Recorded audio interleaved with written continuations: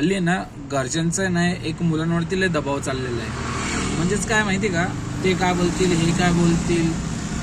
अरे ह्यांच्या त्यांच्या बोलण्याने तुमच्या मुलाचं भविष्य थोडी बनू शकतं. आपलं भविष्य त्यांचं बोलणं आणि त्यांच्या वागण्यामुळे आपलं भविष्य आणि त्यांच्या नजरेने आपलं भविष्य कसं बदलेल ते बदलू शकतात का? ते बोलल्याने नाही.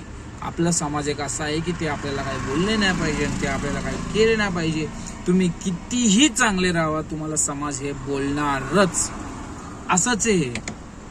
तर त्यामुळे आपलं भविष्य ते नाही, आपण स्वतः बदलणार आहे.